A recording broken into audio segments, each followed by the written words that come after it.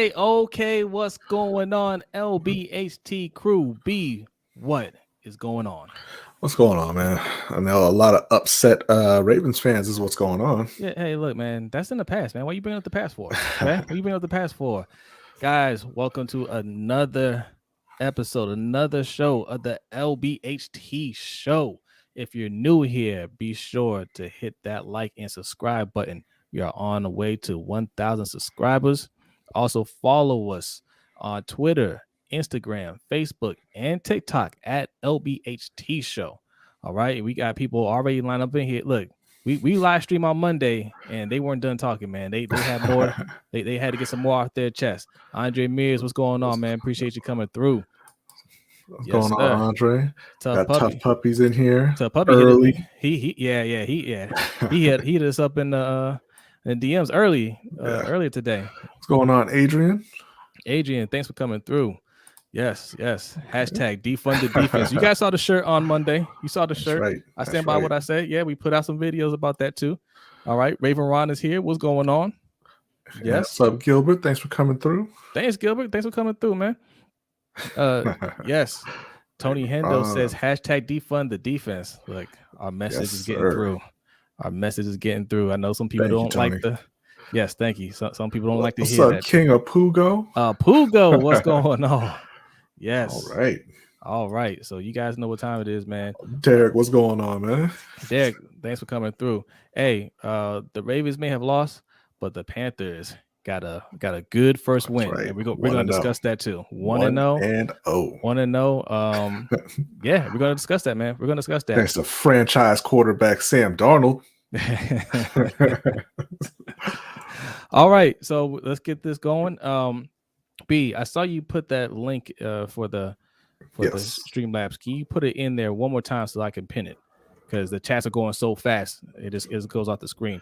So guys, if you're new here, you don't know how the Streamlabs work. This is what we use for our super chats. Okay, we don't do super chat. You click on that Streamlab link that B is putting in the chat right now, and that's the way you can make a donation and leave a comment that we'll read on air. Also, right above B is our Cash App, $ LBHT Show. All right, those are two ways you can donate. All right, and leave your comment and we'll read it on air. Our man Living Legend is here. Living Legend, man. We started a campaign for you on Monday. Justin Houston was robbed of a sack, at least a half a sack. Justin Houston should have had at least a half a sack. Justin Houston got to learn to wrap up. What's up, Just Allo? Listen, Living Legend, man. I'm rooting for you. Recall Villanueva, yes, sir. Listen, we have a bet going with Living Legend. For those of you who don't know, Justin Houston needs 7 sacks, and he's going to get a free LBHT crew T-shirt or a shirt from the LBHT Show shop of his choosing. So we need Justin Houston to get 7 sacks. Let's go. What's up, Godson? What's up, Godson, man? Appreciate you coming through. All right. So, all right, you guys are ready to go, man. You guys warmed up, man. We're going to start this show. But first, we have a Black History fact. And B has a Black History fact for you. Yeah, it's going to be a real quick one tonight. I know we got a lot to talk about. People are excited, for lack of a better word. But this past weekend in week 1, we actually had some Black history in the NFL. In the Panthers and Jets game, Maya Chaka became the first Black female NFL official. She was the line judge for the Panthers and Jets game. You know, she's been in the coaching in college for a while. She's been in the NFL. I'm not sure what they call it, but their program where they develop officials since 2014, and she made her debut this past Sunday. So congratulations to Maya Chaka, the first Black female referee in the NFL. Congrats. That's a good, short and sweet Black History fact as we get ready. Oh man, Spooky J is ready. He's on it, man. He said defund the coaching staff. Now let me clear some things up. Let me clear some things up here, because when you hear defund the defense, you immediately think we're saying something negative about the defense. Quite the opposite. What we're saying is the defense is just fine. Start putting some focus into the offense. So yes, defund the defense is nothing. It has nothing negative to say about the defense itself. What's Fun up, Lamar. Engraver? Yes. Fun Lamar. There you That's go. exactly what we're saying. There We're you saying go. fun Lamar, right? It's not saying do anything to the defense. Defense is You just ready fine. for BNMD? All right, Andrew. Yes. So obviously, everybody's talking about it in the chat. The Ravens didn't have a great showing on Monday night. To open up that Las Vegas stadium. The defense gave up over 400 yards passing. They gave up 33 points in that game. The offensive line was abysmal. I know everybody's on Villanueva. Get rid of Villanueva. Like Just Allo said, recall Villanueva, but it wasn't only him. Ronnie Stanley gave up, I believe it was nine hurries as well. So it was all a mess. Lamar had 3 fumbles. 2 of them ended up as turnovers. Tyson Williams had a great first half and then kind of disappeared in the second half. They went to Latavius Murray for some unknown reason. So it was bad all around for Baltimore on Monday night. Yeah, look. Let's read some of these chats because I want to hear. I mean, we ranted for a good hour or so. I want to hear from you. Yeah. Yes, someone said recall Villanueva. Do it. Look, we said it early from the time they signed Villanueva. It's fine as long as he's not going to be the starter. I mean, we knew he was a bad tackle. He was already declining at left tackle. That's why the Steelers got rid of him. The Steelers had a bad O-line last year, right? They're not going to get rid of good tackles, right? They got rid of a bad tackle, and you take him and switch him to a right tackle position he's never played before. That was just, I mean, you're asking for trouble. And all the signs were there all throughout the offseason. They said he wasn't having a good camp. He was struggling. Right, and he was a turnstile in camp, and it showed up in the first game. So I mean, it's exactly what's up, Eric L. What's up, man? Thanks for coming through. It's exactly what we thought it was going to be, and worse. Yeah, worse than I thought. Certainly, I mean, I wasn't aware that an O lineman could play quite that bad. I don't want to kind of downplay Max Crosby. Max Crosby is a good player, a good solid player. He's a good edge rusher. But you shouldn't be doing. But nobody's that good. Shouldn't be doing. Nobody's that good. I mean, he was getting through untouched, pretty much. My man Villanueva got spun around on one play in the air like he was a stunt double or something. Like, what's up, Suge? Suge can tell you all about Villanueva. He's a Steelers fan. Yes. Let him tell you. He'll tell you all about him. It was ugly, man. And look, I've heard from a lot of people in terms of his performance, Lamar's performance, the coaching staff. You guys already know where we stand on the coaching staff. But an interesting thing I heard was from a few people about Greg Roman and them saying that, look, you can't properly assess Greg Roman because of how bad the O-line played. Okay, well, whose responsibility is it to get the O-line ready for these games? I'll say this. No, that's false. He's been there for a couple of years, right? We can properly assess Greg Roman. He's been there for a couple of years. He was in Buffalo. He was in San Francisco before that. There's no difference. Of course, you can properly assess him. Now, the other part is I don't know if this was John Harbaugh's call, but you can certainly assess whoever decided to take Tyson Williams out of the game plan. Tyson Williams was performing very well in that game. And you went to Latavius Murray, who ended up with the most carries on the team. He ended up with 10 carries for 28 yards. Yeah. You saw him not performing and didn't take him back out. So we can certainly assess that as well. AB, I'm gonna do something real quick as StreamYard suggested to me. I'm gonna hop out the studio for a quick second. All right. And if this doesn't work, blame StreamYard. All right. Okay. This is ongoing drama StreamYard. I'm gonna be right back, guys. Okay. So no problem with assessing Greg Roman or Wink Martindale or John Harbaugh. The Ravens throughout Harbaugh's tenure have been, notorious for being unprepared a lot of times, right? Like they come in not prepared to play. They play down to their competition a lot.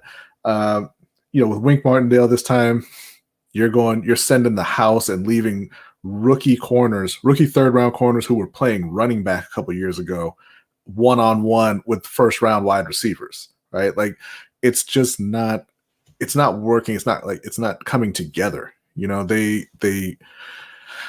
coaching staff in Baltimore, they need to have overwhelming talent, right? Because they don't react to what's actually happening on the field in real time. They don't coach up the players. They don't develop the players properly. They just need to have guys who know what they're doing and can go out there and perform at a high level without any instruction or leadership from the coaching staff. So yeah, all right. That's can you hear me? Yeah, I can hear you. You got the blue screen going on. Yeah. I don't know. Streamlab won't let me be great, man. They won't allow it. Hold on. Yeah. Hold on. Let's see. Okay. This is what we gotta deal with, guys. Bam! There we go. We back. We back. It kind of says if we have a bad coaching game now, we will not have a coaching catastrophe against Kansas City. I see what the Ravens are doing. So, I hope that's the case.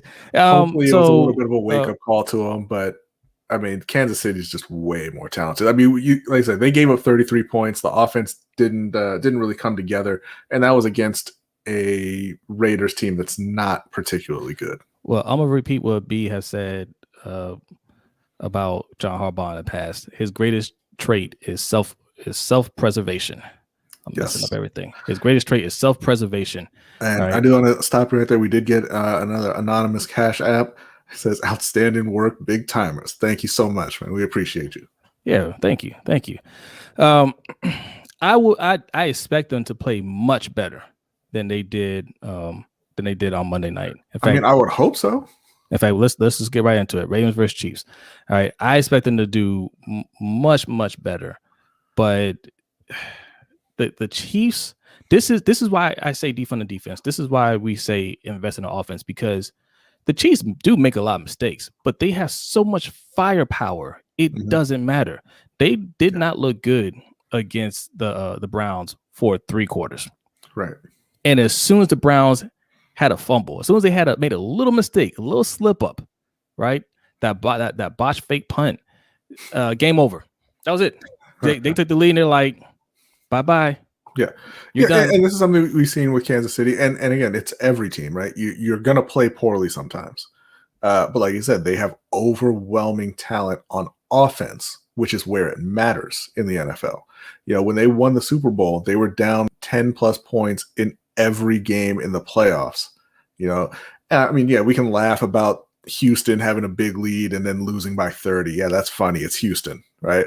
But they went to the Super Bowl against San Francisco, who had a top defense in the league, and they scored 3 touchdowns in the last 7 minutes to win that game.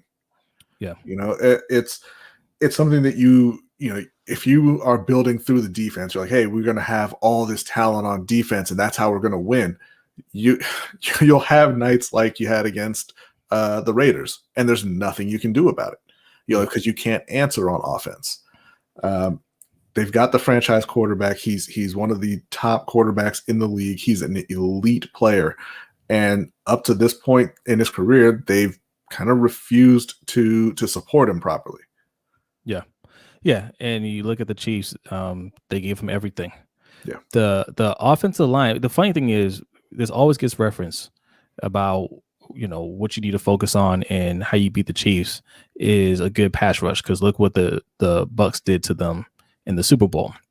But what doesn't get acknowledged nearly enough is that the whole offensive line was hurt. Like the whole offensive line was hurt. Starters and some backups. Right. And even though they were hurt, they could have easily said, we're going to run it back with these guys when they're healthy. They said, yeah, let's just get rid of all of them and get some new guys. Yeah, they went out and they completely, like I said, they were all hurt in the Super Bowl. That's why they lost. But they said that's not good enough, and they completely overhauled their O-line in the offseason. Yeah. Baltimore had a bad O-line last year, right? And part of that was due to injury. Ronnie Stanley was out, so they had to move Orlando over to the left side. They didn't have a right tackle because apparently the Ravens don't think that you need backup tackles. So, they weren't good. And they came into this offseason and said, you know what would be great? What if we just voluntarily downgrade our right tackle? Yeah. They'll never see it coming. Think about where we were our 14-2 year. We had one of the best O-lines in the league. And all they've done is just downgrade from there. Right? Like we knew that year Marshall Yanda probably wasn't going to play another year. He was already mulling retirement going into that season. And yes, they drafted Ben Powers. And, I don't know what they thought they were going to get from Ben Powers. He was a, fourth round pick? Yes.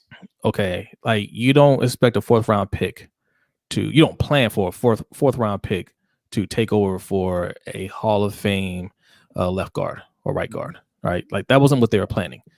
So he retires and they don't pick up anybody. They go into the draft. And again, late in the draft, third and fourth round, you're getting interior linemen and hoping one of those guys stick. That's not a plan. You're just reacting to what's going on and you're reacting too late. So you already downgraded interior linemen right there. Right.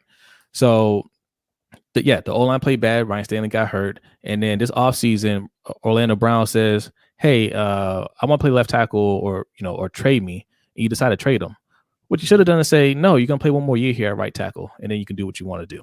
Right. Because you traded him and then you don't replace him. Right. I'm all for teams accommodating players, right? Like if a player doesn't want to be there, I'm all for moving on and bringing in a replacement and just saying, you know what? They don't want to be here. We don't want them here. Right. Yeah. But you have to do the second part. You have to get a replacement. Yeah. They waited around and shipped him off to Kansas City and they went out and signed leftovers to be their starting right tackle. We assumed the entire time if they traded Orlando Brown and they got a first round pick, that first round pick would have to go directly to a right tackle. But it didn't. It went to Owe. And then they didn't go out and sign a player who could start for them. And now, since that game on Monday night, it's, the fans are talking a lot about Villanueva, but the media and fans from other teams are talking a lot about how Lamar didn't get it done. And Lamar isn't a good passer, and Lamar can't take care of the ball. When the reality is the Ravens organization has not supported Lamar properly. They haven't protected in the last couple of years, and he's out there trying to do everything on every play. And of course, there's going to be mistakes. Pat Mahomes makes a lot of mistakes too. But like I said, they just come right back and they do it again. And, nobody talks about it because they've got so much talent around him that the team is able to lift him up when he's not playing particularly well. Yeah.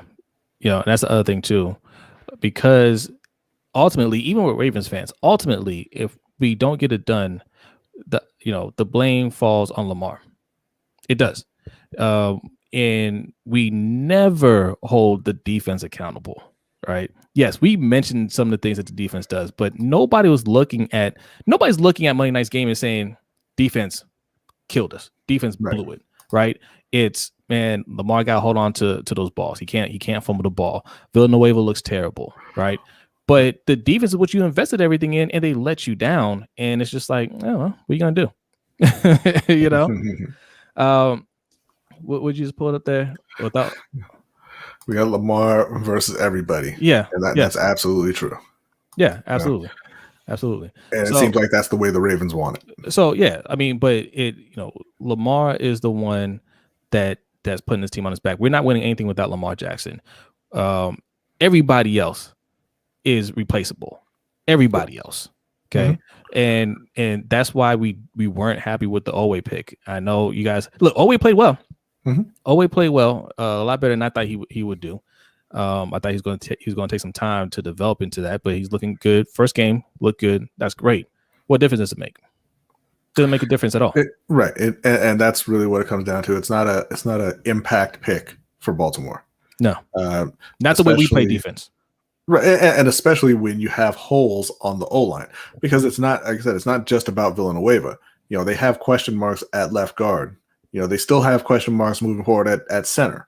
Ronnie Stanley's coming back off an injury. I think it's probably going to take him a little time to get back up into his top form. right? And then Tyree Phillips went down in that game. He's on short-term IR. That means he's going to miss at least 3 weeks. And so now the question is, like, who's replacing him at left guard? That's one. But two, Tyree Phillips was probably the only realistic answer for who you could put in place of Villanueva. I guess Makari had some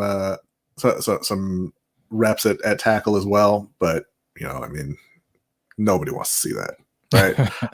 And they don't have an answer. The same thing last year when Ronnie Stanley went down. They didn't have an answer for, hey, who is our backup tackle? They just didn't have one. All right, so we're gonna go back and rant on. I got some more to say about the Ravens in a minute, but let's break down the actual game. Okay, let's do a quick breakdown. Ravens and Chiefs. All right, Sunday night.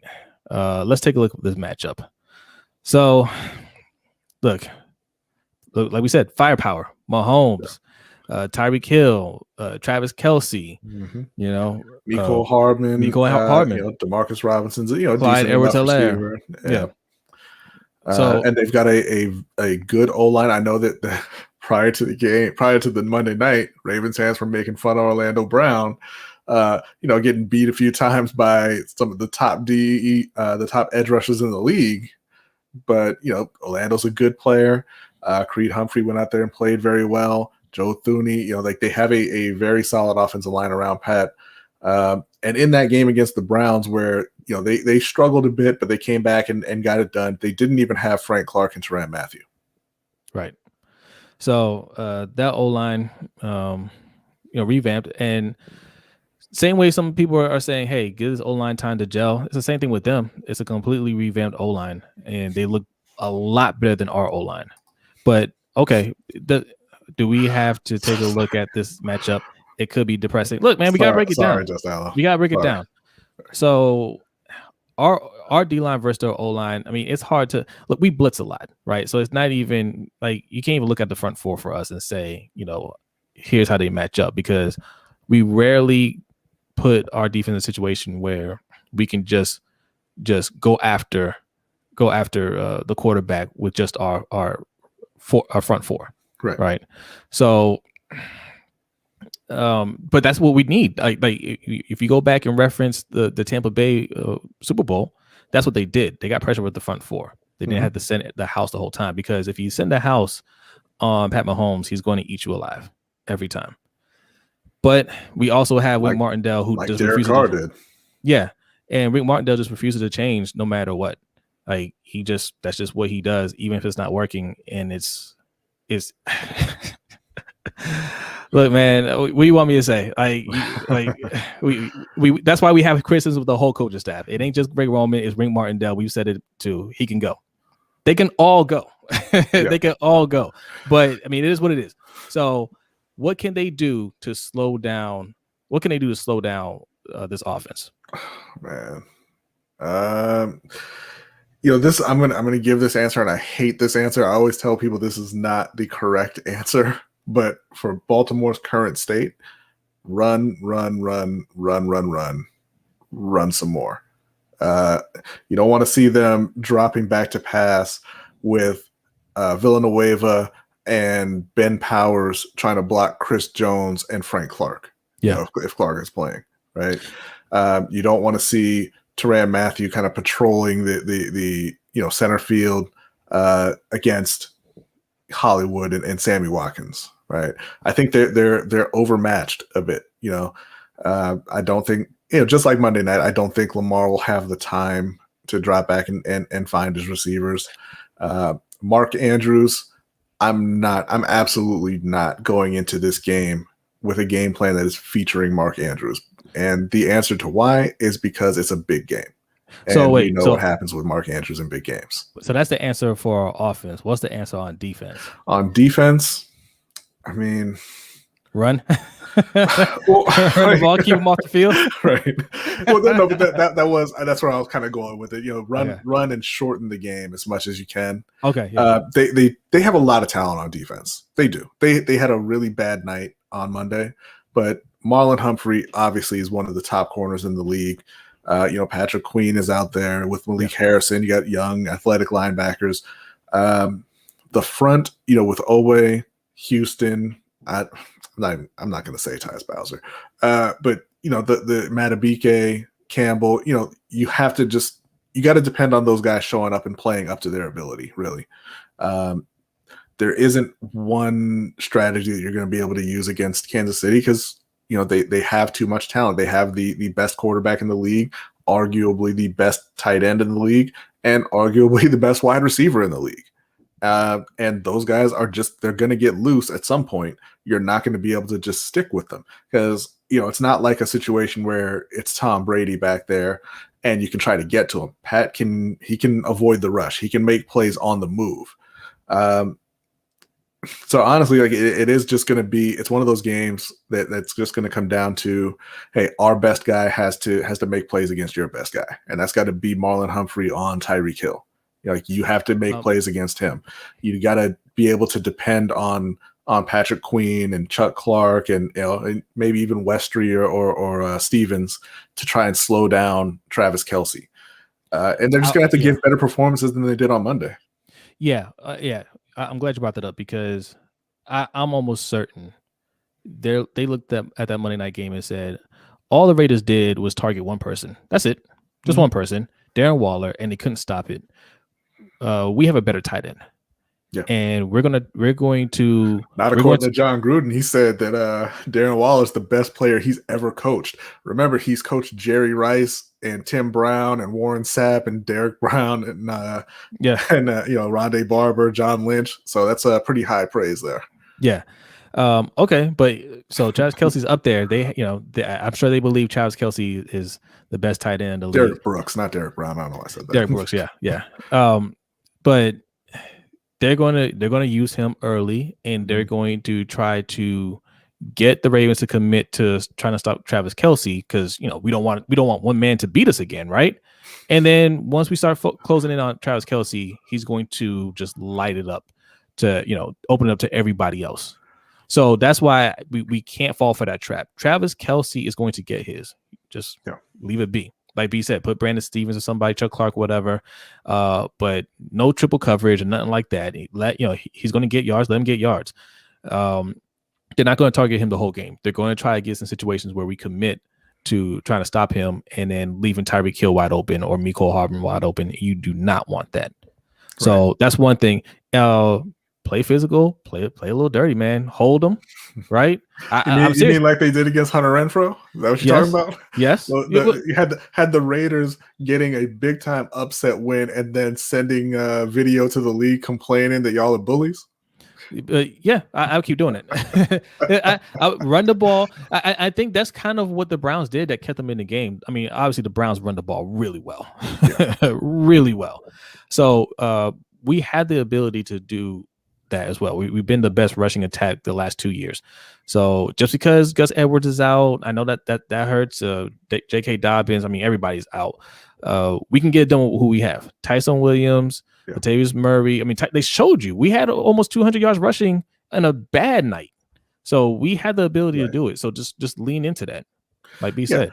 And hopefully, they said that there's a chance that Le'Veon Bell will be on the active roster for next week. So you got to see what he has left. I really don't think Latavius Murray is the answer. I like Tyson Williams a lot. I think he played really well. And if Le'Veon can come out there and he's got anything left, they'll be able to kind of try to control the ball or control the game with the run game. Yeah. I don't think it's going to work. I mean, I think the Chiefs are going to get the ball. They're going to score, and the Ravens are going to be chasing all day. And the Ravens are not built to come from behind. Yeah. All right, guys, we got 37 people in here. Make sure you hit that like button. And if you're new here, be sure to subscribe. We are on the road to 1,000 subscribers. Tell your friends, tell your family to hit that sub. Freeman is super washed. Look, I mean, he's on a team. I mean, might as well see what he has. But yeah, I think he's washed too.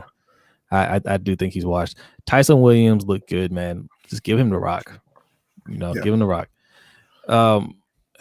Let's see here. What else we got? Attitude Pop. What's going on, Attitude Pop? He says he thinks is Mad Marlin. You can see the fire in their eyes. And I know Lamar is tired of Mahomes, so he's going to take it out on Mahomes. I think Lamar is going to have the best of his career, 5 touchdowns and 2 rushing touchdowns. 7 touchdowns you're calling for. Yeah. I don't know.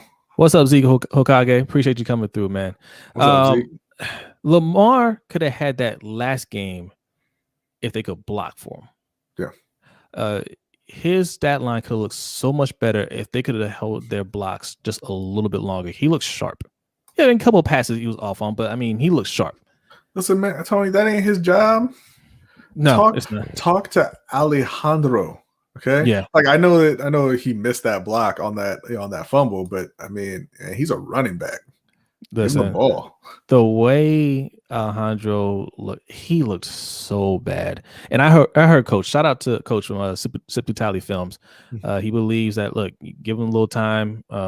They can correct some of his mistakes. Because one of the big ones obviously was just him getting leverage, getting low enough. And I just disagree. You're talking about a 6-year vet going to a 7th year, and he still can't do it. Like that's not something that he should have already known how to do that, even if he played on the left side, right? Just because you went to the right side doesn't mean, I stand higher. That's not how it works. It's just something that he's just not good at, and you're not going to fix it now. And him playing out of position just makes it even worse. And I just think there's no fixing it. So we got. They're gonna have to scheme this week. They're gonna have to scheme around him, which you can do. Try to hide it a little bit, run a little bit more, and then just keep looking out there via trade or on the street and try to find a replacement for him. They put themselves in a really bad position in terms of that. Yeah.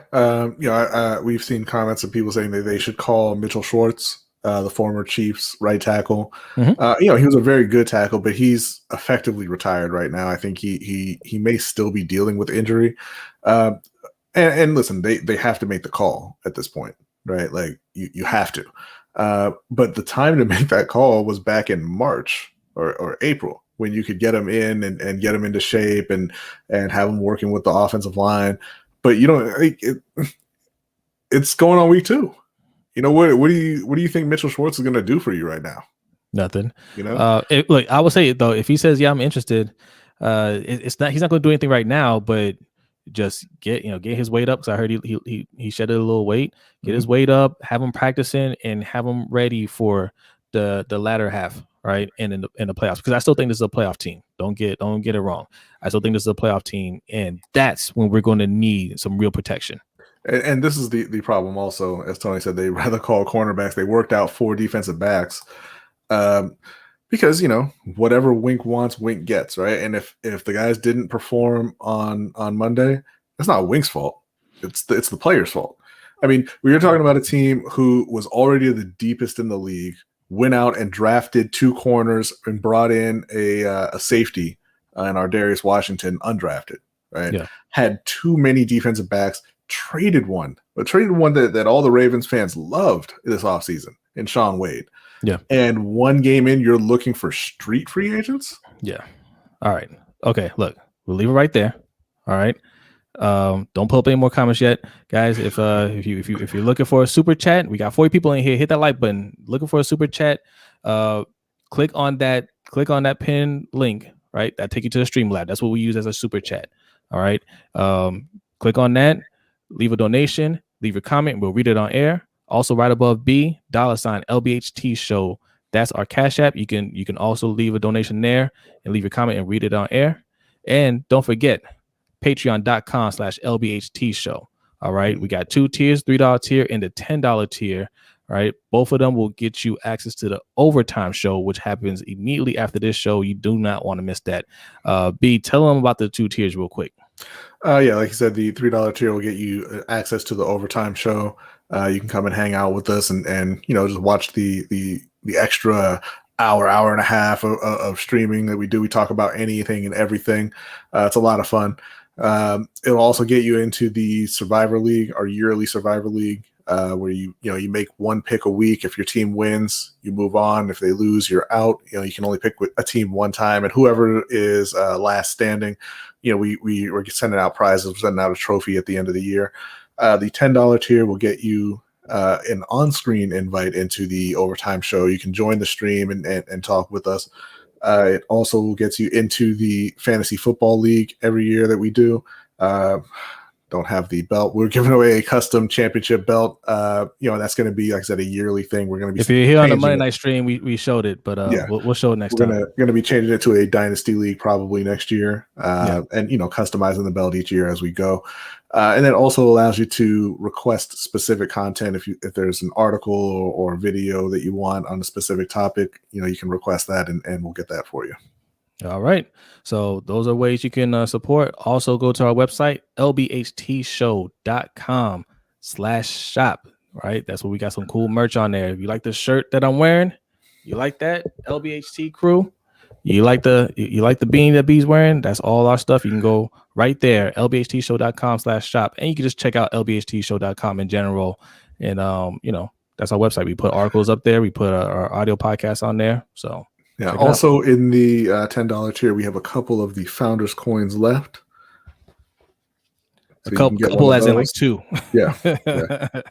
We got two left, man. You guys have really been supporting, man. Thank you very much. Thank you. And like I said, when you're in the Founders tier, that's a $10 tier that gets you access to all future tiers. It kind of gets you grandfathered in. Well. And I just want to say real quick, man, like you guys have really been supporting us, man. Thank you. If you cannot support us financially, all good. If you really want support, you can't do it financially. If you really feel like you want to do more than just showing up here, which is enough, follow us at LBHT Show. Okay, Twitter, Instagram, Facebook, TikTok. Right, that's a good way to help us out. And visit our website. Just visit our website, lbhtshow.com, and then just check it out. Sign up for our email list. We don't send out we don't send out spam. But we're trying to collect, we're trying to build our email list just in case, we need to send out big, huge notifications and stuff like that. We don't have to send it on every single thing, right? We can send out an email and you guys will get it. All right.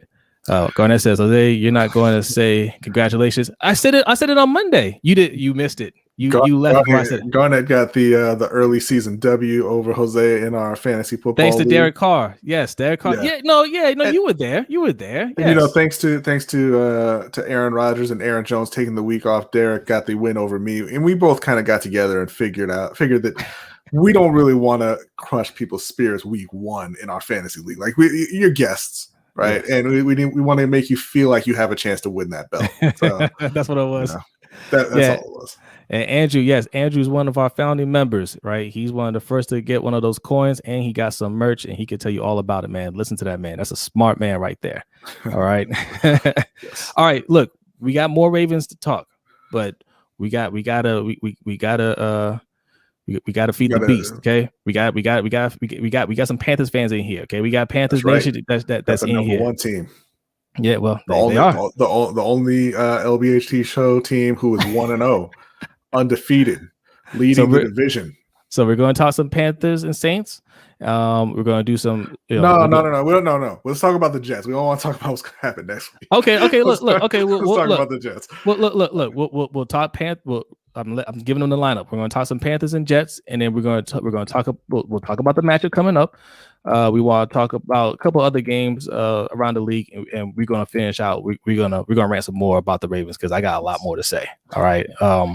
Harbaugh. I know our man Free Indeed did not like our comments about getting rid of Harbaugh. Hey, I want to get you guys to put this in the back of your mind. How you feel about the coaching staff? How you feel about the team as a whole, man? Because we're going to have a deeper conversation about that in a minute. But yes, the Panthers team, Garnett. I hate the players on it and the people running it. It's not the same. He doesn't hate. No.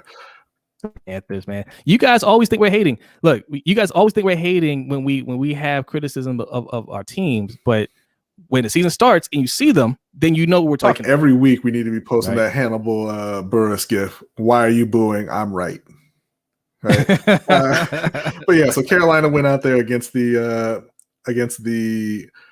Jets this past week, and listen, Sam Darnold. We talked a lot of Sam Darnold this offseason, and it was mostly negative. Sam went out and had himself a decent game against his former team. He made some throws when he needed to. They He didn't turn the ball over except for that one time. That, you know, it wasn't like really his fault. I'm not going to put that on him. He turned around and kind of bumped into the running back and fumbled the ball. He went out there and he got a what I think is an important win for him psychologically, right? I think that'll give him confidence moving forward. The offensive line held up pretty well. I mean, I know that the Jets don't have the greatest pass rush, but you know, they did their job. The receivers looked pretty good. Christian McCaffrey was Christian McCaffrey. They leaned a little too heavily on him, but you know, he went out, he did Christian McCaffrey things. But the big stars from that week 1 game were the defense, and particularly the front seven. Yep. They got after Zach Wilson all day long. I believe they ended up with 6 sacks. Hold on a second, B. AJE. I know you're a regular here. I know you're a regular here. You didn't. Why do you think we cover so much Ravens and Panthers content on here? Like, of all the teams to talk about, you think we just randomly picking Panthers to talk about? That's a little much. That's a little disrespectful. We don't have to go. We don't need to go like that. But yeah, no. Jose's a Ravens fan. I'm a Panthers fan. Yeah. Sam Darnold MVP this year. Not gonna happen, but appreciate that, Suge. Appreciate it. Yes, but no. Let's break down this game because I do want to make some parallels to the Ravens. I do want to make some parallels. That is correct. Yes. Okay. Yes. So yeah, I believe they started out or they ended up with 6 sacks. They a lot more pressures than that. Obviously, they got after Zach Wilson all day long. They did not let him get comfortable at any point, really. Now, I want to say that Zach Wilson, I think he looked pretty good, considering, you know, it was his first game and he was going up against one of the better defenses in the league. They couldn't really protect him, but he made some really nice throws at times. I think the Jets will be fine moving forward with Zach Wilson, but man, the Panthers defense is going to be something scary, you know, over the course of the year and over the next few years as that young talent develops. Yeah, Brian Burns, that was my pick for Defensive Player of the Year. I thought he was going to get it until Chandler Jones got 5 sacks. What's going on, Alex? Yeah. See, what's going on, Alex? Thanks for coming through, man. As bad as Villanueva looked, that's rude, living legend. Zach Wilson. As bad as Villanueva looked, and he I mean, there's just no other way to put it. Like he looked like he didn't know how to play a position. Mm-hmm. He didn't give up 5 sacks. He didn't give up 5 sacks. And I mean, I was going to pick. Look, I'm going to roll with my pick, but it's not looking good because Chandler Jones is really good. He's really good, and you gave him a 5-sack head start. Yeah. Okay, or 4-sack because Brian Burns got a sack. But hold on, I want to draw some parallels between the two teams, the two victories, right? Or the victory and the loss, right? Because the Panthers also have a bad O-line, right? They might be worse than what I don't know why you got to talk like that right after a win, but continue. Go ahead. Do you disagree? I'm not saying whether or not I disagree. The Panthers, I'm all positive over here. They probably have a worse O-line, but you didn't see it in that game, right? Because what did they do? They got the ball out of Darnold's hands quickly. There's a lot of check down to Christian McCaffrey, and that brought up another problem for you because they overused Christian McCaffrey a little bit. But Sam Darnold stayed clean for the most part. They look like a functional offense. They're moving the ball down the field. They look good. As opposed to the Ravens, you have struggles at O-line, and you can't say you didn't know. If you're the coaching staff, you can't say you didn't know that they're going to look like that. Villanueva looked at that all season. Ryan Stanley's coming off a major injury. You knew, right? But you didn't have any plan to prepare for that, to get the ball out of Lamar's hands quickly, right? Yeah. And that's where my criticism comes from of Giro, because I just don't think he's a complete coach or a complete offensive coordinator. Now, I'll give him a slight pass on that, just because all 3 of the Ravens running backs are out for the season before even the first game. But I mean, I don't believe that he would have had a plan. But I want to give him the benefit of the doubt in that regard. You're working with all kind of replacement guys there. And somebody made the call that Tyson Williams was not allowed to play anymore. Yeah, I don't know if that was Greg Roman or John Harbaugh, but he was the only guy out there who could really do anything in the pass game. Right? All right, let's get back to the Panthers real quick, because you brought up one of the biggest things. Like, I kind of think it was a bit of a smokescreen kind of their performance against the Jets. Yeah, 85. They've got the Saints coming next week. I don't think they're going to look nearly as good against the Saints, but the Saints look really good. But the one thing that really stood out, again, outside of the defense playing great, was how heavily they leaned on Christian McCaffrey.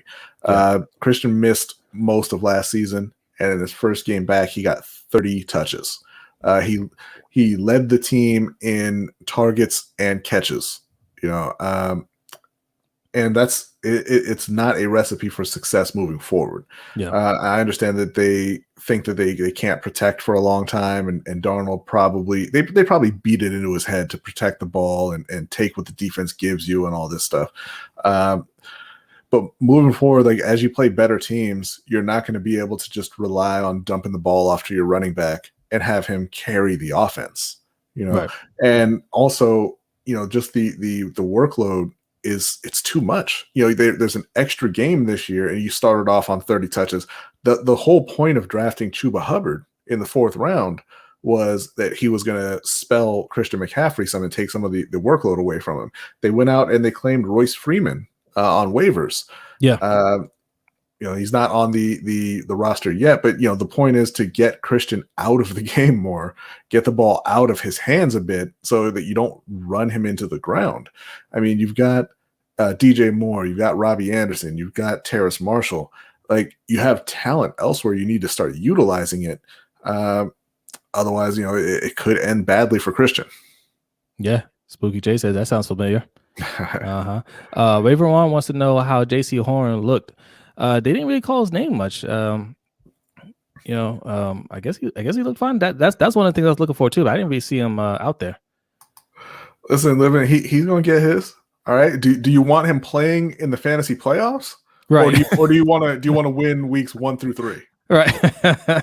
Right.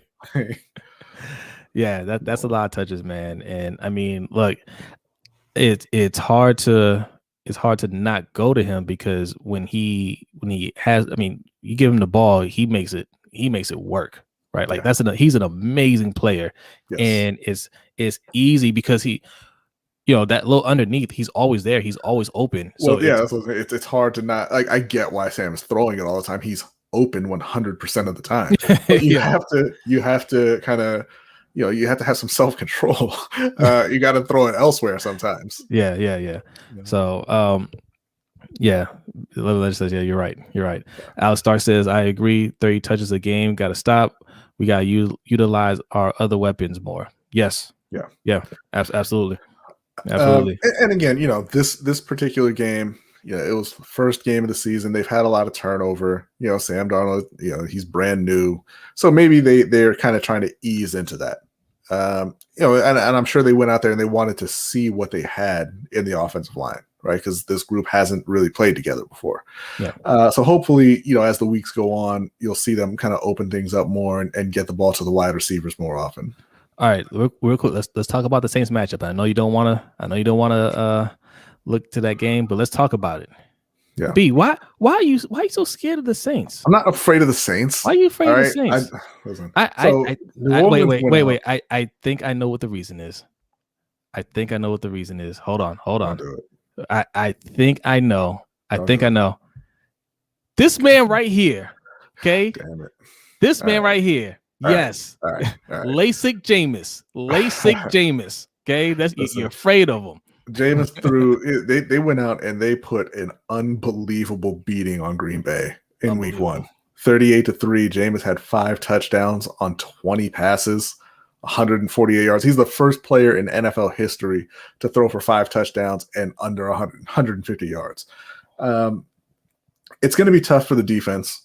I think certainly the defense has a chance to stop them. I mean, I don't think the Saints is an offense that scores, 5 touchdowns a week throwing the ball. Right. But they do have some talent there. They have a couple of decent, receivers who they're trying to work into it. They've obviously got Alvin Kamara, and they have an incredible O-line. I mean, it just left to right, the whole thing. Like, you want to talk about a team who's protecting their quarterback. And granted, I know they built this for Drew Brees and, in the back of their mind and in Sean Payton's heart, Taysom Hill. But it's Jameis now. They've got Teron Armstead, Andrews Pete. They've got Eric McCoy at center, Cesar Ruiz, who was a first-round pick a couple years ago at right guard, Ryan Ramczyk, who's the highest paid right tackle in NFL history. They also just signed Austin Reeder, the former Chiefs center. They signed him to the practice squad, so they have a little bit of depth there. So I think it's going to be very difficult for Carolina to repeat their pass rush from the first game. So I'm expecting the Saints to score some points, but I think the defense can hold them in check. But it's just a tough matchup, right? What's up, Just Allo? Yes, McCaffrey is super fast, man. Yeah, that man, and he accelerates like nobody's business. Yeah. Okay, so I'm not sure if he's going to be out or not, but maybe that's why they signed Reeder, who was also a starting center. Yeah. On the other side, I know that Marcus Davenport is out. So that's a plus for Carolina. It sucks for Marcus, but that's a plus for Carolina this week. Yeah. But they've still got Cameron Jordan. They're getting Bradley Roby this week because Marshawn Lattimore is going to be out as well. I think Carolina's O-line is going to have a much, much, much tougher test this week. The Saints, they're not like top to bottom stacked on defense, but they do have some really good players there. They got Demario Davis, they've got Jenkins and Marcus Williams in the on the back end. Yeah. And you're just not going to be, like I said, you're not going to be able to just sit back and toss it out to Christian 9 times and hope everything's okay. Like they're going to have to be able to block, and they're going to have to be able to get the ball to their wide receivers, to their tight ends to move the ball. And I'm not 100% sure they'll be able to do it. ABC Def is here trolling, saying McCaffrey's overrated. Yeah, right. Not even a little bit, man. Not even a little bit. Do you know what I would trade to get Christian McCaffrey on a Ravens team? Everyone. right. Like Christian McCaffrey. Can you imagine if Lamar could check down to Christian McCaffrey instead of Pat Ricard? Jesus Christ, man. Pat Ricard. God bless him, man. Like, just why are you throwing the ball to him? Like, every time I look up and Pat Ricard has the ball and he's running, it looks like an accident. This could not possibly be what you intended for this play. I was derailing your point, but I want to read this. Suki J says, "Bro, the Saints are $30 million over the cap and just put up 38 points on Green Bay. Panthers fans should be making fudge brownies in their pants right now." That's a little bit rude, but yeah, I don't think that it is going to be the same kind of game that we saw with the Jets. That was a nice intro to the season, but now it's going to be more of a test. I don't think the O-line is going to pass it, honestly. I think it's going to be competitive, though. Your defense is legit, man. And, they are.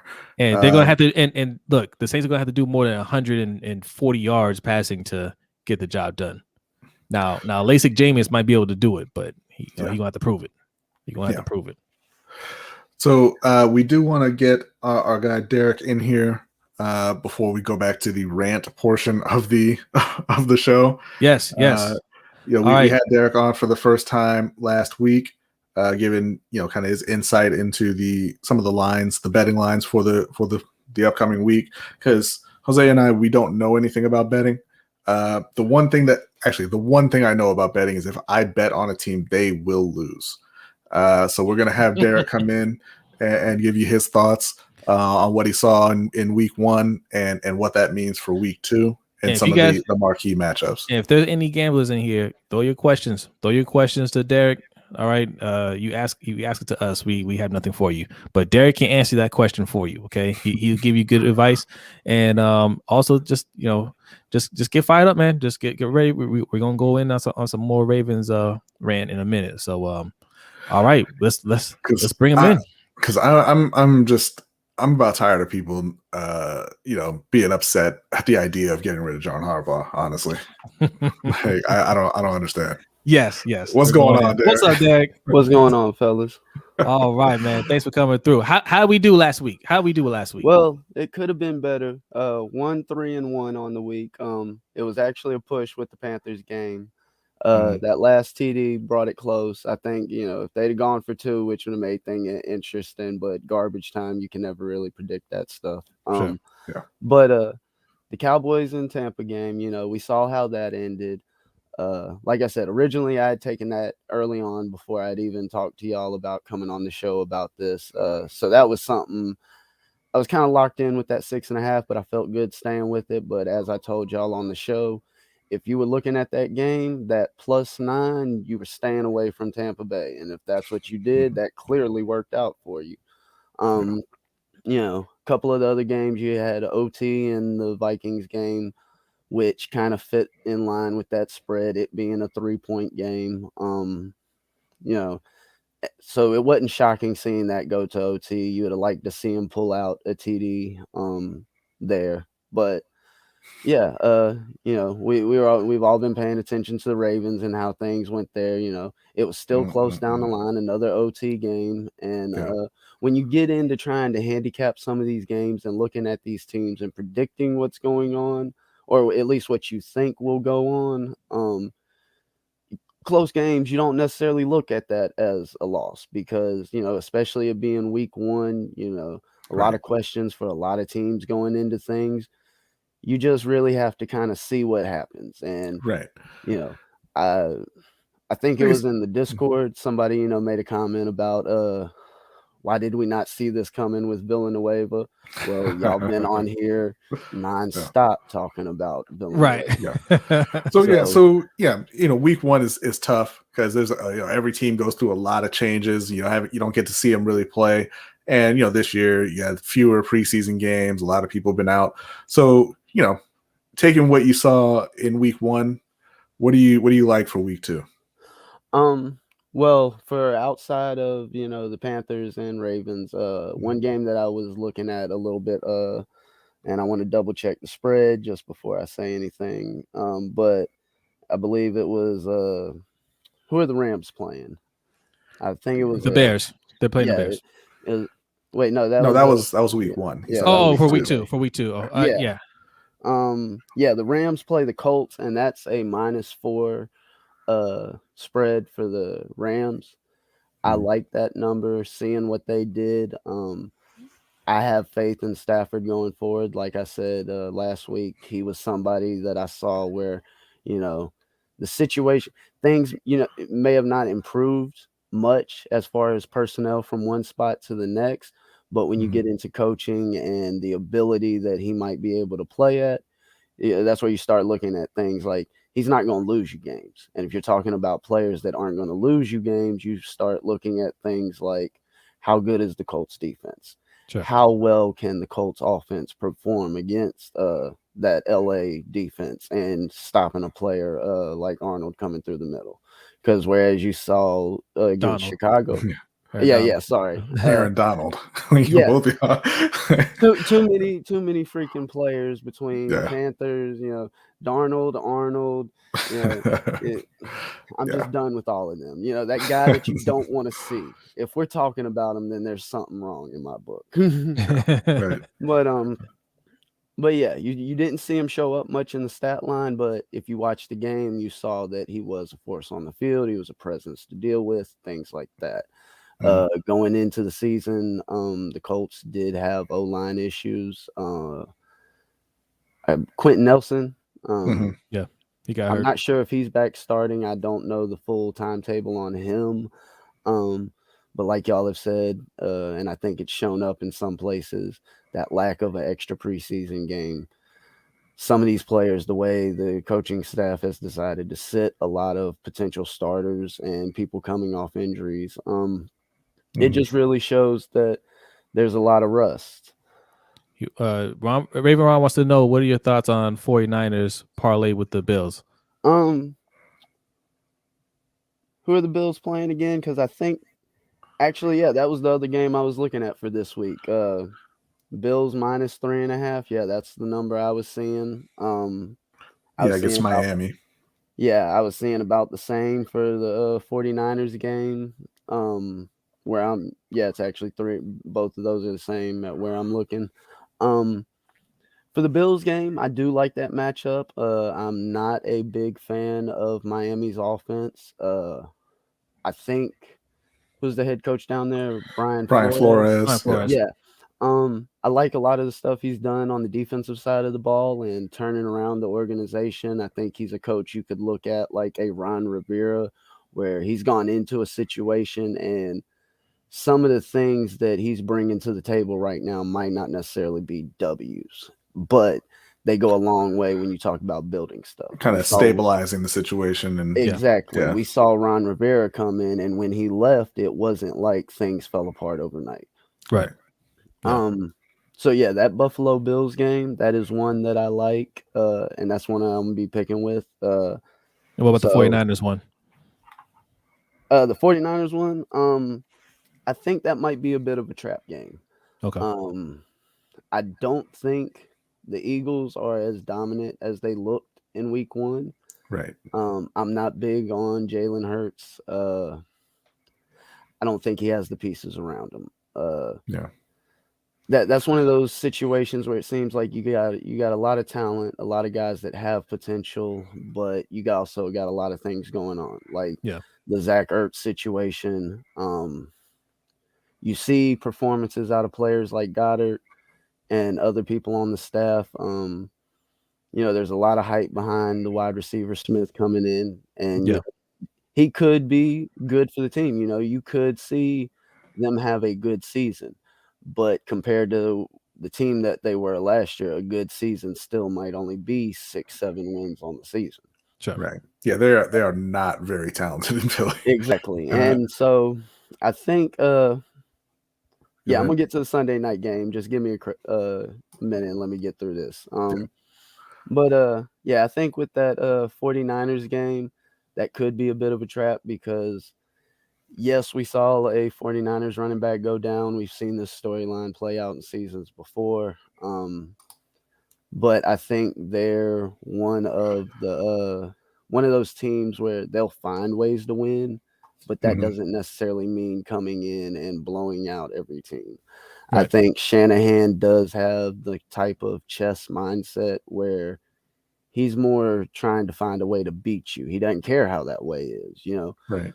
We've seen them utilize running schemes more than a lot of other teams, and in ways that when you actually start to look at some of the X's and O's, they really get in depth on some of their run blocking and stuff like that. So you might not be as reliant on a single player, but when you can rely on a piece of the run game like that, fourth quarter, you got a 7-point lead, 6-7 minutes left to go in the game. If you can walk 4 or 5 minutes off the clock, even if you don't get points off that, that'll possibly seal the game and change things. Right. So, I think that could end up being a defensive struggle with the 49ers. Like I said, there's, still questions around the league, and especially with that team and what might go on at quarterback. So me personally, I wouldn't take that number. If you did, I could you could definitely see the 49ers winning by that 3.5. Now, something to keep in mind that is a thing that exists in the NFL and in some other events. You're talking about a West Coast team flying all the way to the East Coast. I believe the game's in Philly. And it's something that's been tracked before. For whatever reason, however you want to break it down, whatever you want to accredit it to, West Coast teams playing on the East Coast, especially 1 a.m. slots, have not worked out well. Right. So, I think that could be a reason why you're seeing such a close number when a lot of people think that the 49ers could win the West or be a top team coming out of the West. Like you said, a lot of people don't have much faith in the Eagles and stuff like that. So for that spread being that close, like I said, I'd consider that a trap game. But for me, I did like where I saw the Bills number at that 3.5. You might have a double-digit blowout there. I know last week y'all thought I was a bit low on Chicago and going into that game, and proud to say, I hit that one basically right on the head. All right, let's we're running overtime now. Let's get to the. You want to do the Sunday night game? Well, you pick. You it's okay. Well, yeah. So for those of y'all keeping track, I got LA Rams -4, Buffalo Bills -3.5. And then going into the Sunday night game, we got Baltimore and Chiefs matching up. Um, I think that the Chiefs are not the team that we've seen in years past. The Browns lost that game. The Browns should have had that victory. Anybody that caught anything from that game, there was multiple instances where the Browns basically handed over that game. Yeah. They put up 29 points, but at least 7 to 10 of those points came off those mistakes by the Browns. For the most part of that game, KC only put up about 21 points, 22 points, something like that. So, yes, I do think they will win and cover the spread, but I think this will be another tight one. We may see a lower scoring game. You may see more out of the defense. I think you could see more out of possibly Lamar scrambling, which may not lead to stuff downfield. It may not lead to sacks for KC, but that's where you get into sort of that just ugly back and forth game. So you think it's a closer game than because they gave Kansas City, was it 3.5? Yeah, it's only a 3.5 spread on the game, and they're the favorite. They're the away favorite, so you could kind of call that a 6.5 point spread. If it was a neutral site, I'm double checking right now. The game total is at 55.5, which would roughly put this game at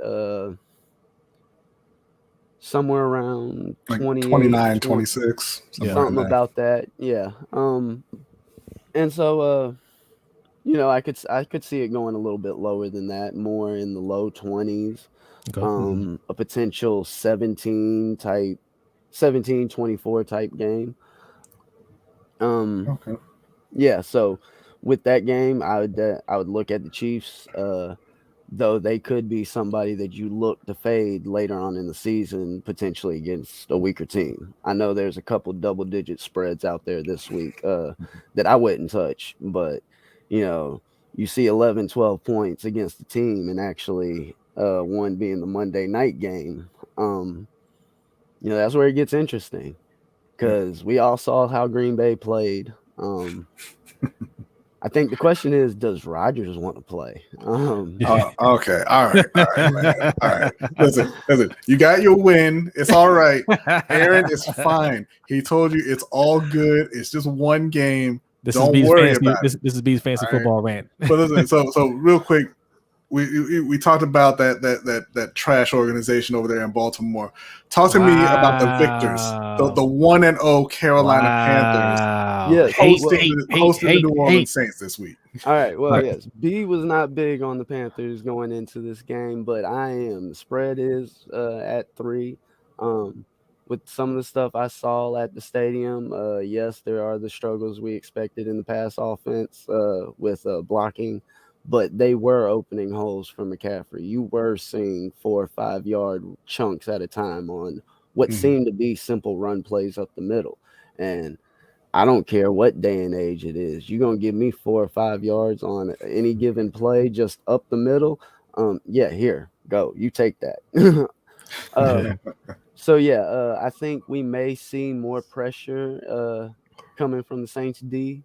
Yeah. But that's where you are going to see more one-on-one matchups. Against the Jets, it seemed like they were trying to take away more of that deep pass. It seemed like, I don't know the breakdown on how much pressure they brought and stuff like that, the splits on that. But it seemed like they were showing more pressure than they actually brought. I saw a lot of movement in the secondary, but you never really saw anybody getting to Sam in the backfield, and you saw him move around the pocket some, but you didn't see him moving frantic. And so I think that stood out a little bit. But going into this game, I think we could see some points put up. But I think the real question is, what do the Saints think they can do against that D and that front seven? Because like y'all said, they are mean. They are scary. 6 sacks in the first game. Derek Brown opening series, busting up the line, coming in for a sacks. And I know a lot of people have eyeballs on him to produce this season. And, you didn't see J.C. Horn tested much, which when you're talking about a cornerback, that's what you want. You didn't talk about Darrelle Revis a lot because he was making plays, because that meant you had to throw his direction. Right. Right. So yes, in this Carolina game, I'm going with the Panthers to go 0-2, cover spread. I see them winning outright. I think the defense will come up big, and I think this offense will get their feet under them a little bit more, and you may see more downfield attempts because Darnold did almost hit 300 yards on about, what do you have, 24, 25 completions. Yeah. So, yes, 9 of those were check downs to McCaffrey.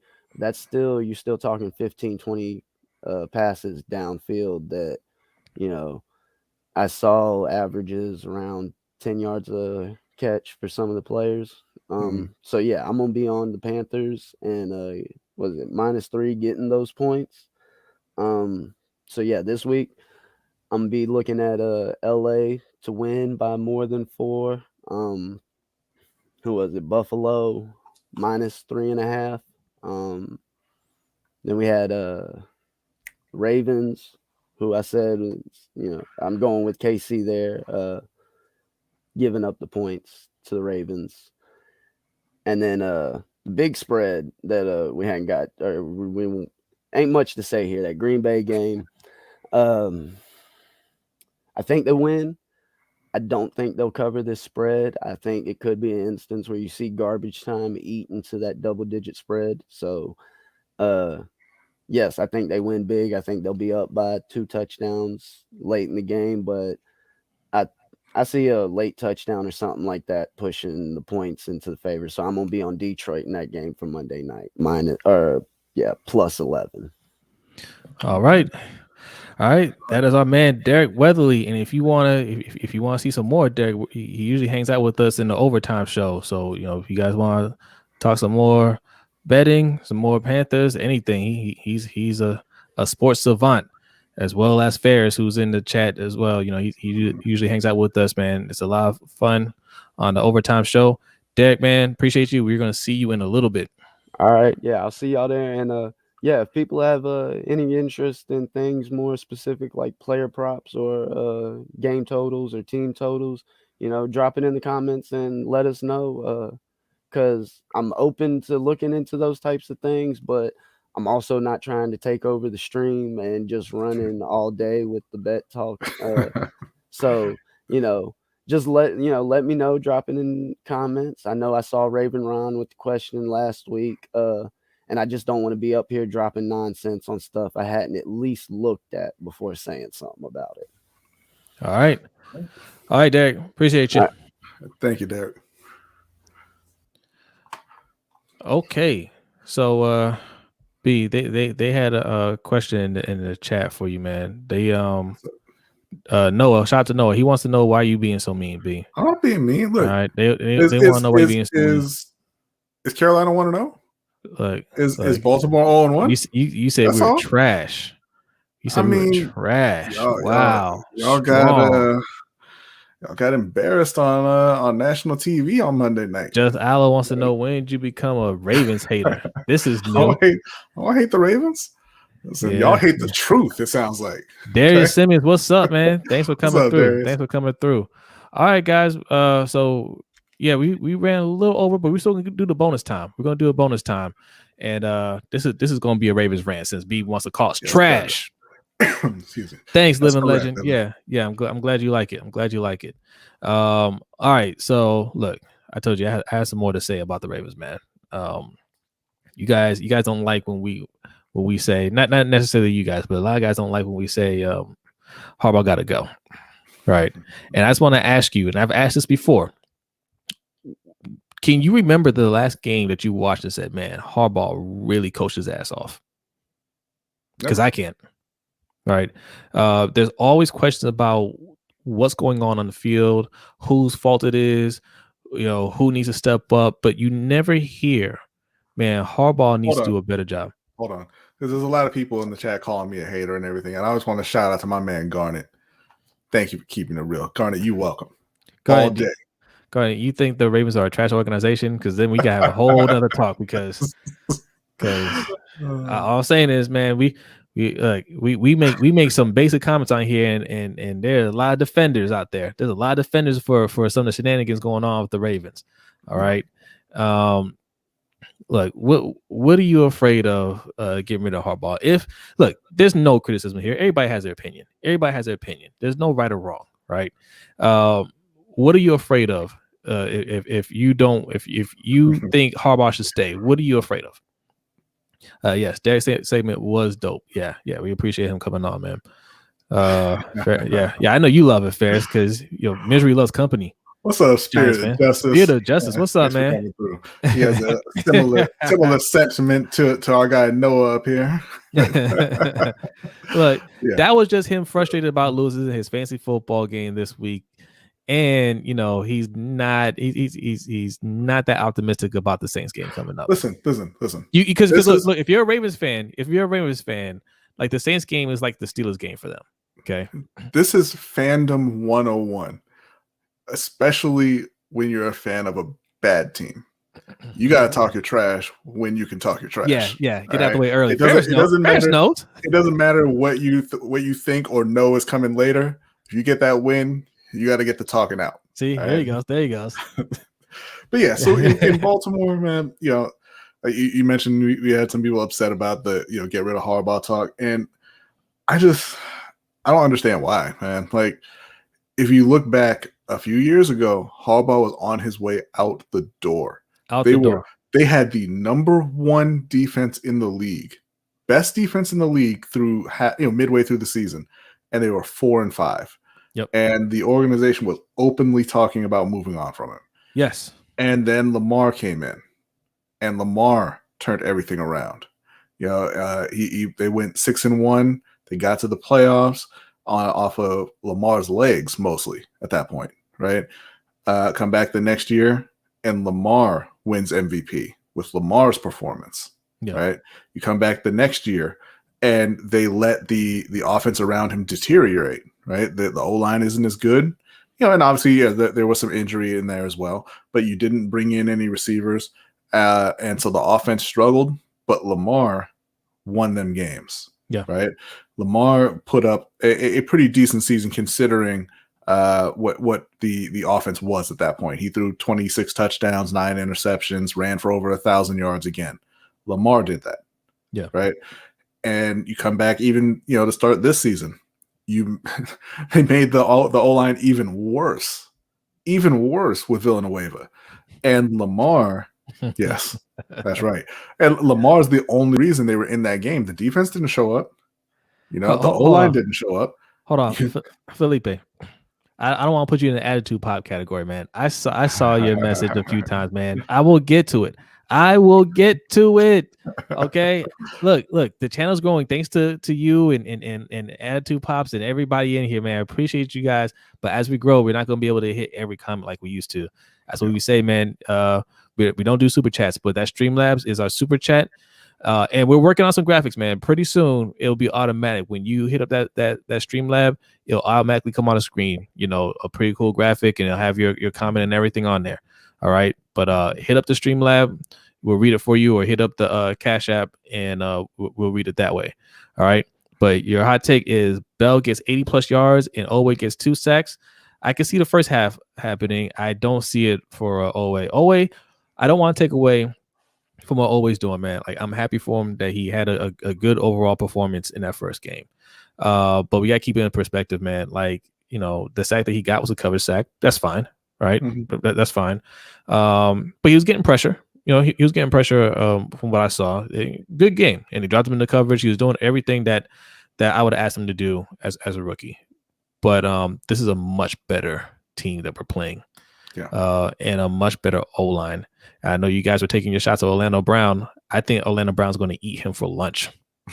Okay, if we're being honest. But I hope I'm wrong, obviously, because I want this win. But I think this O-line is a lot better. Orlando Brown's a lot better than what you saw last week. I mean, he's playing Myles Garrett, and always not Myles Garrett, not yet. Right.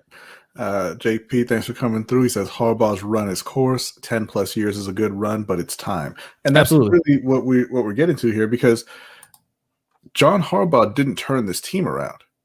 Greg Roman didn't turn this team around. Wink Martindale didn't turn this team around. Now, granted, Wink's unit has been doing their job for the last few years, but that's not what turned the team around. Lamar Jackson turned the team around. And John Harbaugh and Greg Roman can't adjust their style of coaching to the league as a whole, and specifically to the players that they have, right? You're going out there with Lamar and you're not putting talent around him. You're not putting an O-line around him. We talked about what Tyson Williams. Tyson Williams was averaging over 7 yards a carry. He had, it was, I believe, in the high 80s in yards in the first half with a touchdown. And presumably, and we don't know this to be true, but presumably because, they had a couple issues with the exchange with Lamar and Tyson Williams, they pulled him. Yeah. And they pulled him for Latavius Murray, who, he's been a decent back throughout his career, but he's never been a workhorse type back. He just got cut from New Orleans. You bring him in, he didn't have any practice time or anything like that, and it showed up on the field. Yeah, like he on his touchdown, he was just like a few people commented, he was pinballed around. Like he backed up into the end zone. He looked like he didn't even know where he was going. He had 10 carries for 28 yards. He was not performing, but the coaching staff couldn't see that and adjust to it. They had made their decision. And really what it comes down to is, I think Harbaugh, Roman, well, Harbaugh specifically, is just too stubborn to continue as the head coach in Baltimore. Yeah, Roman, I don't think he can change. I think he kind of is what he is, and that's why he needs to be gone. But John Harbaugh, he doesn't want to change. And same thing with Wink. Wink Martindale doesn't want to change either. Wink I can understand because you're still, they have a top defense, every year, right? Now, it killed them in that Monday night game. But at the end of the season, I think the defense will be highly ranked again and, and everything. But when you're looking at John Harbaugh, I think he won a Super Bowl and he decided, what I say goes. And if I don't care if this is not the way to win, this is the way I want to win. Right, because they've gone to the playoffs 3 years in a row, and 3 years in a row they've seen that their style is not what is going to get them where they want to go, and they refuse to change. Yeah. All right, let's read some of these comments and get up out of here. This is the bonus time. We went way over, but let's read some of these comments, and then we're going to start the overtime show. And if you want to be a part of the overtime show, right above me, patreon.com/LBHT show. Our man Ray Veron says sack is a sack. Yep, absolutely. I'm not going to discredit it. Sack is a sack is the kind of stuff that leads you to pay Trey Flowers and that dude from Trey Hendrickson and then turn around in a year and say, damn, we wasted our money. That's what sack is a sack gets you. Look, sack is a sack. I can give credit for it. He still got it. That's fine. Mm-hmm. But Jalen Ferguson couldn't get it. He didn't get the opportunities either. Yes, he did. Whatever. No, he didn't. Yes, he did. He tried to. Derek Carr. I'm talking about Derek Carr was out there, looking downfield, just hanging out. Jalen Ferguson was running him down and could not catch him because he is Jalen Ferguson. Give him a couple opportunities. He could have gotten that. All right. Add to Pop says, we need to get Bieniemy because it looks like he might go to USC. If Steve Bisciotti is smart, he needs to do what's best for the team. I agree. Listen, Urban Meyer is a liar, and he said he's not taking that USC job. So look for him in Southern California very soon. Well, I predicted Texas. But the USC job wasn't open then. They fired their coach. But Texas is going to the SEC. I think he wants to go back to the SEC. So does he? Because it seems like he doesn't want competition right now. And I say expect this to happen soon. I don't think Urban Meyer's going to finish out the whole year. They said he became you see that report? He became unhinged. This was before the first game. Unhinged with his players. This is a college coach who's had a whole lot of power, a whole lot of success, and a whole lot of control over his players. Yeah. Now going to coach grown men, it hardly ever works out. Adi has had enough. Adi says Alejandro Villanueva shouldn't play a snap in the league again. Yeah, you get no arguments from me. In any league again, not just the NFL. He said, not the USFL, not the XFL. What's going on, emphasis? He says, I don't know how much impact a special teams guy like Harbs could have in today's NFL as a head coach. He should have been gone, in my opinion, or in your opinion. I won't say it's because he's a special teams guy.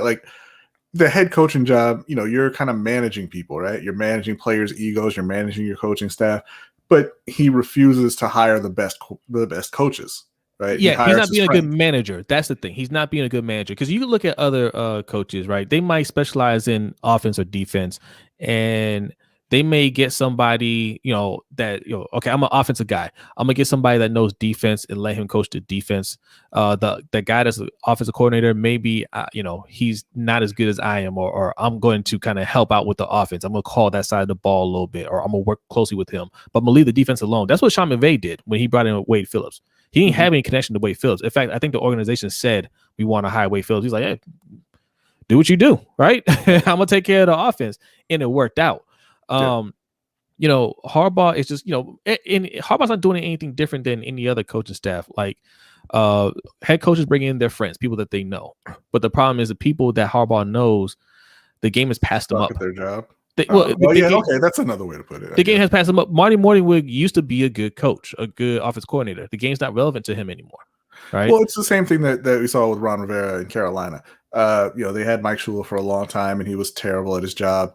And Ron Rivera literally said he woke up at like 3 a.m. and had an epiphany, and it was that Mike Shula needed to go and that he needed to hire his old buddy, the Turners, to work for North Turner, right? The Turners. Yeah. Well, a couple of them were already there, so Felipe's asking, guys, do you think that we have any chance of winning this game? Yeah, there's always a chance. As long as you have Lamar, you have a chance. I just don't think it's going to happen. It wouldn't even surprise me. It wouldn't even surprise me if we win, because this is the type of thing that Harbaugh does when he knows, like, man, like this, drop the game that we shouldn't have dropped, go down 0-2. There's definitely going to be some questions about my employment. Watch him start pulling out some. All of a sudden, he can get advanced. It's not that Harbaugh can't run an advanced offense. Like B said, he won a Super Bowl and he just wants to do things his way, so he does it. But once he feels a little pressure, he'll change. I expect them to be fully prepared for this game. I think this game is going to be closer than people think. I know, we got emotional after the loss and said it's going to be a blowout. I don't think it's going to be a blowout. I don't think we're going to win, but I think it's going to be a lot closer than people think. And it would not surprise me if we won the game. Well, you don't think it's going to be a blowout. I kind of do. No. I kind of do think it's going to be a blowout. That's all right. Jim Harbaugh did that with Vic Fangio in San Francisco, right? Yes. And you need to have an organization that kind of tells your coach this is the way it's going to be. And in Baltimore, that's not really happening right now. No, and it happens when your coach wins a Super Bowl. They get more power. All right. Any more you want to read before we get up out of here? Adi says, but unfortunately, Harbaugh will never say anything about bad performances. Always the same stuff. Team played well, or I thought Alejandro played lights out. He is too friendly to be a coach. Yeah. Well, I respect that more than what like Kyle Shanahan is doing, calling players unprofessional and stuff like that. Like, I mean, that's fine. Like, the coach doesn't have to say anything to the media. He doesn't have to say anything to us, as long as he's telling them during practice and film study. It's not his job to throw anybody under the bus. So that part I respect. Yeah, Mr. J, what's going on, bro? Chris Jones is licking his lips at the Ravens right tackle. We were talking about it in the Raiders game too. I know in their huddle they were arguing with Max, saying, "Yo, it's my turn. It's my turn to go at Villanueva," and that's going to be happening next week too. And Fat Boy Kai says we're getting blown out, man. I feel you, man. I feel you. I don't think it's going to be a blowout. I don't think it's going to be a blowout, yo. Like you said, like, as long as we got Lamar out there, we got a chance. Lamar ain't getting blown out. I'm just going to say it. Lamar ain't getting blown out. That ain't happening. It's not going to be a blowout. If Alejandro has anything to say about it, Lamar ain't finishing that game. He might get taken. He might get taken out. Lynn says, never forget he left his team for the anthem. That is 100% true. He abandoned them. Man, I have more problems with Villanueva beyond that. Okay, yeah. We'll say that for another day. I've ranted about it before, but I do not like that man as a person. Yeah. But think about this, guys. I want you to think about this as we get out of here. Lamar got taken out of the playoff game because of a bad O-line, a bad snap. He had to jump on it, and the defense, just piled up on him, and he got concussion. That happened the last game we played in last year, right? So we went into the season with that image, knowing we have a bad O-line, and this needs to be fixed. Mm-hmm. And what did they do in the offseason? Got worse. Actively got worse. They actively got worse. This wasn't a thing where it's like, well, what can we do? There's nothing out there. Everything was out there. This team that you see right now is the exact team that they want. They had so many options, offense and defense, to put the team together that they wanted to put together. This is exactly how they wanted this team. This is what they chose to go out there with, right? Yeah. Injury didn't do this. Salary cap didn't do this. Lack of draft picks didn't do this. This is just their choice. Yeah, so, and that's just keep that in mind when you're watching Baltimore and Kansas City this week. Yeah, so I might have to roll up my shirt again next week. Hashtag defund the defense. Somebody's got to hear it. Somebody's got to hear us. All right, spread the word. All right, guys, we are getting out of here. Overtime show is starting in a few minutes. So if you're a patron, give us a few minutes to set up, and we will send that link out. Anybody that's not a patron, right above me, patreon.com/LBHT Show. Thank you as always, man. You guys have been wonderful, man. This has been fun. We will see you on maybe the weekend. We'll live stream this weekend after the game. All right. Y'all be safe. Enjoy the rest of your week. Peace out.